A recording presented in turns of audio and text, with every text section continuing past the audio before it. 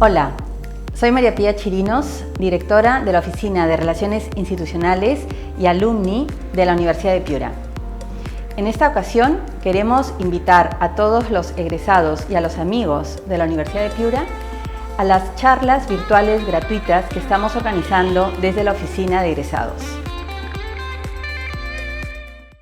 La verdad es que yo estoy muy contento de estar esta noche con ustedes. Le agradezco a Alumni que me haya invitado. Y bueno, nada, yo no solo estoy contento de participar en una actividad de Alumni, sino de estar con los alumnis, ¿no? De la universidad, que, bueno, generalmente estamos en contacto con muchos de ellos. Y nada, ahora estaré a disposición de ustedes para conversar sobre esto, sobre las empresas familiares y cómo son los cambios generacionales y cómo se vienen. ¿Cómo es que llegamos a esta presentación? Y es que a mediados del año pasado publicamos el reporte de una encuesta que hicimos en varios países. Entonces, la encuesta fue justamente sobre los cambios generacionales, ¿no? Entonces vamos a hablar un poquito de estos temas. Primero quisiera hablar del Centro de Familias Empresarias, ¿no? El Centro de Familias Empresarias en la Universidad de Piura tiene ya varios años, es del año 2013, ¿no? Y está afincado dentro de la Facultad de Ciencias Económicas y Empresariales. Ahí participan muchos alumnos, tanto como miembros del equipo de investigación. Hemos tenido muchos alumnos en el equipo de investigación, tanto de la facultad como de otras facultades, ¿eh? Y también los alumnos tesistas, los que hacen su tesis de bachiller, ya sea en plan de tesis 1 o plan de tesis 2, la tesis de bachiller, asesoramos también tesis de licenciatura, máster y también doctorado. Tenemos a una alumna de doctorado a la cual estamos asesorando en su tesis doctoral. Entonces, la verdad es que todo esto es muy bonito, muy atractivo, ¿no? Dentro de la investigación que se hace en el Centro de Familias Empresarias. También tenemos actividades de difusión académica, ¿no? Damos asignaturas en el pregrado y en el posgrado, diplomados también. Por ejemplo, tenemos un programa en convenio con la Municipalidad de Miraflores, donde damos un programa de preparación para los empresarios del distrito, ¿no? De Miraflores tiene mucho éxito. Participamos en congresos y hacemos publicaciones académicas en revistas científicas y en revistas especializadas y del medio, ¿no? Algunas entrevistas, etcétera. Y por último, participación en eventos empresariales. Tratamos de no faltar a ninguno, y ahí aportamos bastante. Generalmente estamos presentes en la participación, pero también aprendemos de los empresarios. Y yo creo que esto es lo más importante para la investigación que hacemos. Bien, este es STEP, ¿no? STEP es el consorcio de investigación que agrupa a muchas universidades. En el mundo somos 33 países que estamos representados en STEP, 48 universidades. Fueron poquitas universidades las que fundaron STEP en el año 2005, liderados por Babson College, ¿no? Y ahí estamos, ¿no? Bien, este es el consorcio de investigación. A mediados del 19 publicamos este informe global de la encuesta, ¿no? Entonces, es justamente la que habla del cambio generacional en la empresa familiar, ¿no? Aquí está. Entonces, esta encuesta fue realizada a más de 1.800 empresarios, ¿no? Alrededor de todo el mundo. Los cambios demográficos y sociales son los que se muestran en esta encuesta. Y una de las grandes conclusiones es que los métodos tradicionales de sucesión en la empresa familiar no son apropiados. Hay que ejercer nuevas herramientas para el cambio generacional. Entonces ahora vamos a ver cuáles son. Miren, estos encuestados, ¿no? ¿Quiénes son? Una radiografía de los que respondieron la encuesta. se encuestó a CEOs miembros de familias empresarias. Edad, 47 años en promedio. Género, 18% femenino, o sea, 82% hombres. Orden de nacimiento, 45% hijos mayores. Y la posición, 39 son solo CEOs o gerentes generales, y el 61% ejerce más de un cargo dentro de la empresa familiar. ¿No? Entonces ahí vemos el desagregado de las generaciones. Miren, el CEO actual se encuentra la mayoría entre la primera y la segunda generación. Y luego hay un porcentaje menor para la tercera generación y uno aún menor para la cuarta generación o más, ¿no? Pero la mayoría de los CEOs encuestados están entre la primera y la segunda generación. En cuanto al nivel de educación, vemos que la mayoría tienen pregrado o maestría, ¿no? Y siendo un porcentaje menor los que solo tienen colegio, secundaria, educación secundaria, o formación en un instituto u otro nivel educativo, ¿no? Entonces, la mayoría tienen universidad o máster. Estos son los CEOs que han llenado la encuesta, ¿no? Una encuesta que se tomó, no lo he dicho, entre octubre del 2018 y marzo del 2019. O sea, terminamos de hacer la encuesta un año antes del inicio de las cuarentenas en los países. Bien. Entonces, diferencias generacionales. Ahí vemos este dibujo que es muy gráfico, en donde salen las personas que pertenecen a la generación Silent, ¿no? Que son el 7% de los CEOs que han llenado la encuesta, pertenecen a esa generación. El 49% son baby boomers, el 27% generación X y el 17% millennials. Perdón, está sonando el teléfono. Un momentito. Ok, entonces 7% nacieron entre el año 1925 y el 45. Estas personas tienen ya pues 75 años los más jóvenes, ¿no? Estarán ejerciendo, pero ya estarán viendo seguro su plan de jubilación, o algunos no lo sabemos. Otros, me está haciendo la competencia un vendedor de granadillas. Luego están los nacidos entre 1946 y 1964, que son los baby boomers, donde los más jóvenes tienen 56 años, ¿no? Y luego están los nacidos entre el 65 y el 80, donde los más jóvenes tienen 40 años. Y los millennials, ¿no? Que tienen los más jóvenes 20 años, ¿no? Entonces, estas son más o menos las generaciones, nosotros las hemos dividido así.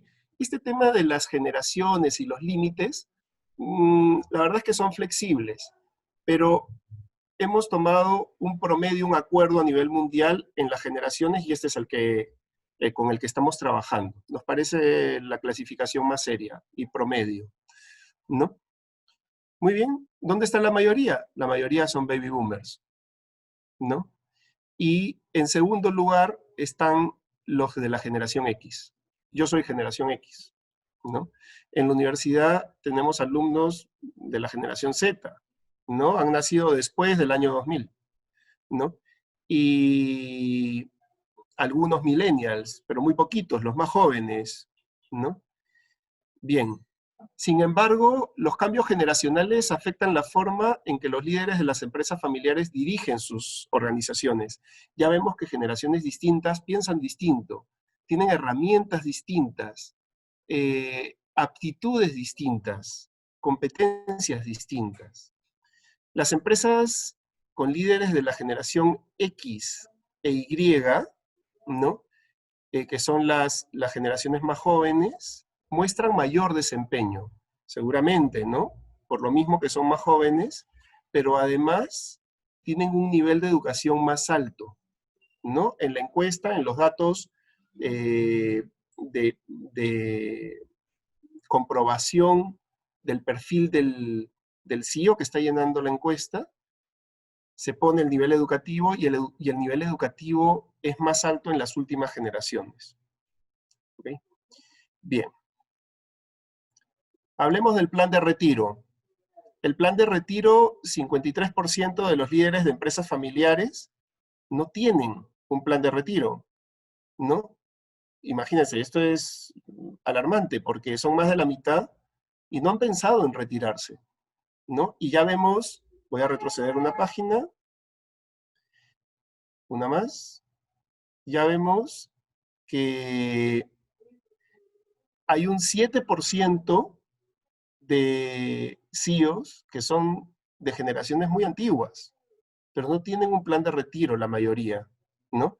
Y el gran grueso de CEOs es baby boomer, pero no tienen un plan de retiro, ¿ok? Y hay baby boomers que ya llegan a los 75 años casi, ¿no? Los mayores.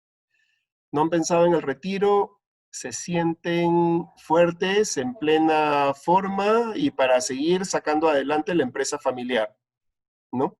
El 51% tiene planeado que después de su jubilación no se dedicarán a ninguna actividad familiar, a ninguna actividad similar como la que han sacado de la empresa familiar, ¿no? Se dedicarán a otra cosa, de repente a viajar, a vivir de sus rentas, a comprar activos, otra cosa, pero no la actividad que han tenido.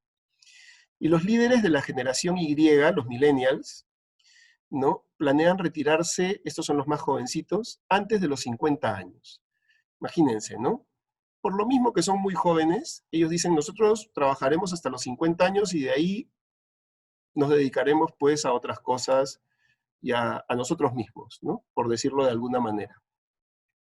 Miren ustedes acá, la edad de retiro. Más de 50 años, el 78%, pero que se refieren a los Silent Generation, obviamente, ellos dicen que se retirarán después de los 50 años. Obviamente, están en más de 75 actualmente, ¿no? Más bien aquí, la generación X tiene el 49% que dice que se retirarán entre 51 y 60 años. En este gráfico, entre los 61 y 70, los que lideran son los baby boomers, ¿no? Ellos dicen que se retirarán entre los 61 y 70, ¿no? Perdón, yo me he equivocado. Esta primera es la de los millennials, menores de 50 años, ¿no? Es el dato que tenemos acá. Y esta sí, esta barrita de acá, porque los colores se parecen, esta barrita de acá es la de la Silent Generation, ¿no? Ah, no, esta es Silent. Esta es Baby Boomers. 57% de Baby Boomers se retirarán después de los 70. Esto es bastante lógico porque ellos, pues, los mayores ya están rondando los 75 años, ¿no? Y en el caso de los Silent, tienen más de 75 años. Entonces, entre los dos ya hacen más de 80%, ¿no? La edad de retiro. Planificación de la sucesión. Este es otro punto interesante, ¿no? La probabilidad de que el siguiente líder, el relevo, sea parte de la familia. Eso quiere decir que existe la posibilidad de que el siguiente, el relevo, no sea parte de la familia, sea un tercero, ¿no? Ahí entramos en el concepto de profesionalización, ¿no? Se le llama así cuando una familia empresaria prefiere contratar a una persona que no es de la familia, pero muy preparada, muy profesional, ¿no? A eso se le llama profesionalización. Miren cómo está esto, ¿no? La mayoría, ¿no? Tiene una probabilidad media. Hay una probabilidad baja en la minoría, 20%, pero la probabilidad media está en la mayoría. ¿Qué quiere decir esto? Que el 70% de los líderes actuales de las empresas familiares admiten no tener un plan de sucesión, ¿ok? Y si bien la probabilidad general de que la empresa familiar siga quedando en manos de la familia es alta, Los más jóvenes, los de las generaciones X e Y, no lo creen tan probable. Creen que probablemente la empresa familiar pueda liderarse por terceros, no siga en manos de la familia, la gestión o el gobierno de la empresa familiar. Un dato importante, ¿no? Y esto se ve positivo. ¿Cuáles son los criterios para la elección de un nuevo CEO? Sigue siendo el hijo mayor, un criterio importante. Sigue siendo, pero solo 45%, ¿no? Alguno puede decir, yo pensé que era más, ¿no? Pero ya vemos que las generaciones más jóvenes piensan en tercerizar la gestión y el gobierno. Entonces, pero sin embargo el 45% sigue pensando en que el hijo mayor debería ser el que tome la posta, ¿no? En segundo lugar está el segundo hijo. Otro criterio es, por ejemplo, 23% buscan al más calificado. Y en segundo lugar, al que tenga interés en los negocios de la familia, ¿no? Estos son los criterios más ponderados, por decirlo de alguna manera. Muy bien.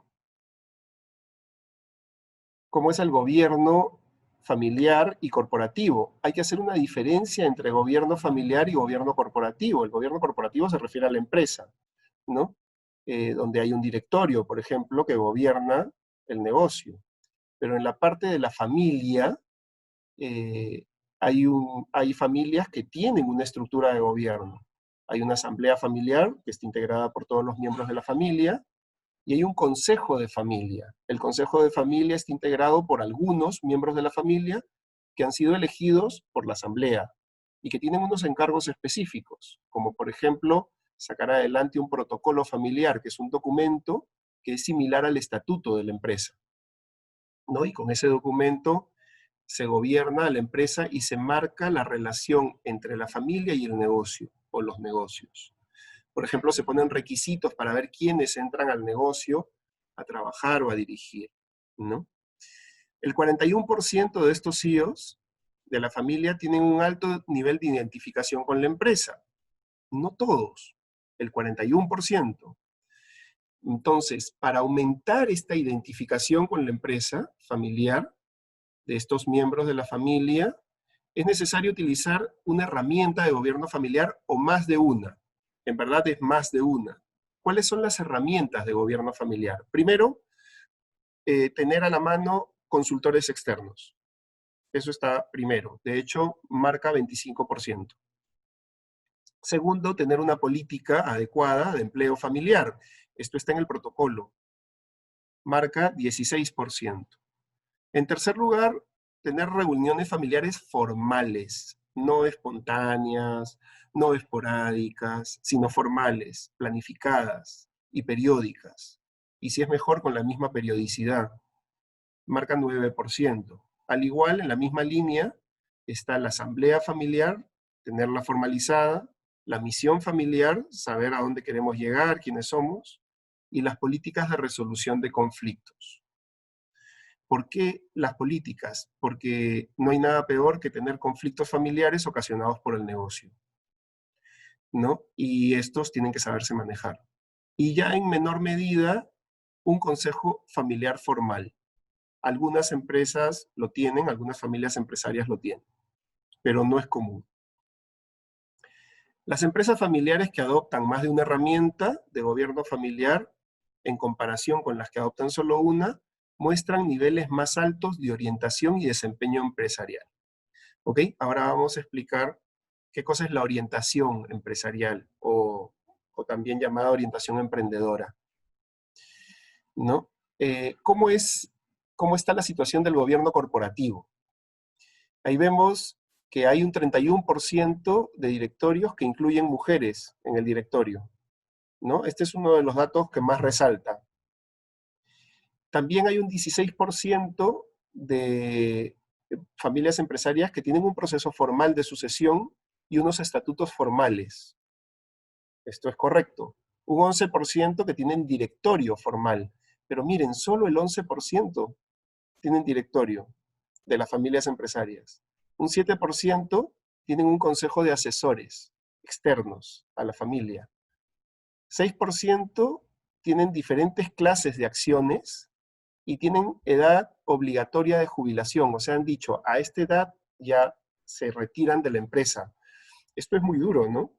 Sobre todo cuando los miembros de la familia se sienten capaces de seguir sacando el negocio adelante. Pero es que hay más miembros de la familia y hay que darles la oportunidad de tomar las postas, ¿no? El 5% tienen directores externos y el 3%, la mayoría del directorio está compuesto por directores externos. Esto ya es lo máximo, ¿no? Pero son muy poquitas. Muy bien. ¿Cuál es el efecto de estos cambios? De los cambios sociales amarrados a los cambios generacionales, ¿no? Miren cómo está, por ejemplo, el tema de la distribución de los hijos mujeres, ¿no? El 39% son baby boomers. En segundo lugar están los de la generación X y en tercero los millennials. Casi no hay mujeres de la Silent Generation, o sea, mayores de 75, muy poquitas, ¿no? Pero la mayoría son baby boomers. Están entre 75 y 56 años, ¿no? Más o menos. Las mujeres rápidamente están cubriendo más áreas laborales alrededor del mundo, con lo cual es creciente en las generaciones más jóvenes. Las decisiones sobre sucesión se dan más temprano si la próxima líder va a ser mujer. Y las CEO mujeres poseen un liderazgo menos autocrático que los hombres. ¿Ok? Ellas son más abiertas, escuchan mejor y colegian sus decisiones con asesores o con otros miembros de la familia.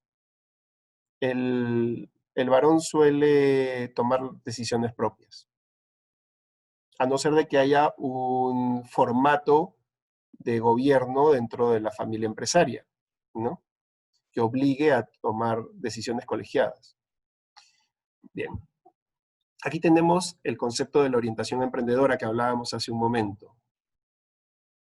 La orientación emprendedora, el desempeño, se da mejor en Medio Oriente y África y en Asia Pacífico. Lo ven ahí en los porcentajes, ¿no? Y tiene la siguiente calificación están en América Latina y el Caribe, pero no lideramos la orientación emprendedora, ¿no? Siempre hemos dicho, ¿no? Latinoamérica es un continente emprendedor. El Perú es un país emprendedor, pero miren cómo están las otras regiones, ¿no?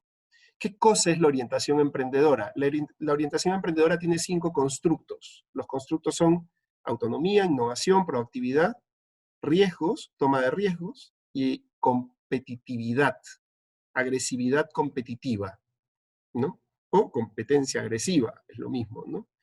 Muy bien. ¿Cuál es de los 5 es el mayor calificado? Proactividad. O sea, el empresario valora mucho la proactividad, adelantarse a los cambios, ¿no? En segundo lugar, la innovación, ser creativos. De hecho, las nuevas generaciones son más creativas. En tercer lugar está la autonomía, que un miembro de la familia pueda decidir, no tenga que consultarlo a la familia, ¿no? Luego viene asumir riesgos y cerquita la agresividad competitiva. O sea, en la orientación emprendedora no está muy puntuado la toma de riesgos. Me parece raro porque el empresario es buen empresario cuando sabe tomar riesgos, tiene calificación, pero hay otras variables que destacan más, ¿no? Muy bien. En la misma línea, entonces, si comparamos América Latina con Europa y Asia Central, ¿qué vemos?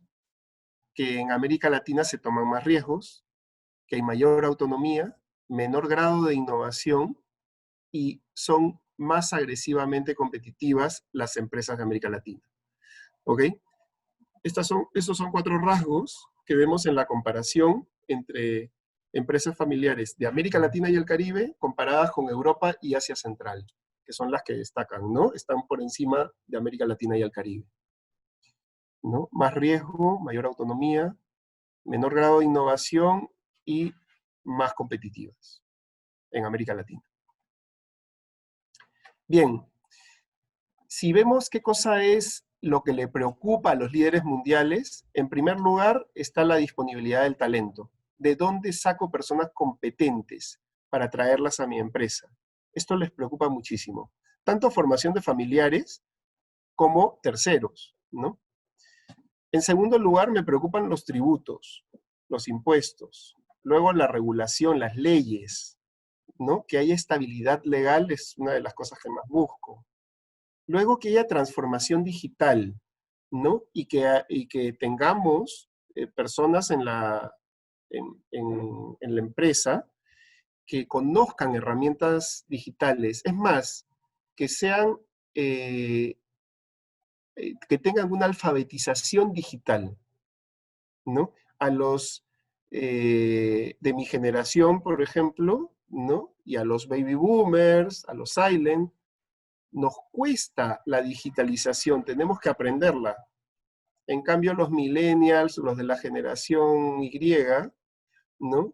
Estos nacen alfabetizados, y por supuesto los Z, que los tenemos ahorita en aula, estos están alfabetizados genéticamente, ¿no? Muy bien. Entonces, tanto la transformación digital como la tecnología emergente es más fácil para las siguientes generaciones, ¿no? Muy bien. Yo quiero terminar con unas recomendaciones que hemos visto en la investigación. Primero, que los millennials están listos para tomar el control como CEOs. Los líderes empresariales familiares están preparados académicamente y tienen un mayor aprecio por un equilibrio entre trabajo y vida. Esto es bueno, porque ahora se ha notado ahora en las cuarentenas que han habido en los países. Nosotros estamos haciendo ya una segunda encuesta que tiene que ver con el efecto de las cuarentenas en los 30 y tantos países que estamos representados en las empresas familiares, ¿no? En las familias empresarias y en las empresas familiares, cómo ha afectado las cuarentenas. Y es una encuesta muy sencilla que se está haciendo en Qualtrics. El tema es que vemos que este balance entre empresa y familia se ha hecho evidente en el confinamiento y cómo se ha manejado, ¿no? Y por último, que los millennials están planeando retirarse antes de los 50 años, ¿no? Y los que lideran ya sus empresas las están liderando con éxito. Bien. Un segundo grupo de recomendaciones nos dice que es necesario cambiar las estructuras de gobierno. Las empresas familiares que desean fortalecer esta identificación con los miembros de la familia necesitan más de una herramienta de gobierno, ¿no? Y por último, además de la adopción de esta herramienta, conduce a mayores grados de orientación empresarial y rendimiento en las empresas, ¿no? Y por último, el último grupo de recomendaciones es que más CEOs femeninos son necesarios y beneficiosos, y beneficiarán a las empresas familiares, ya que tendrán estilos de liderazgo menos autocráticos que los varones. Planean retirarse antes, de hecho es lógico, y esto dará mayor opción al resto de miembros de la familia a que tomen la posta también, ¿no? Y lo que dice aquí, que aumenta la probabilidad de tener más directores de cabecera femeninos también en el futuro, ¿no? Y que seguramente tendrán una mayor rotación, que es sana.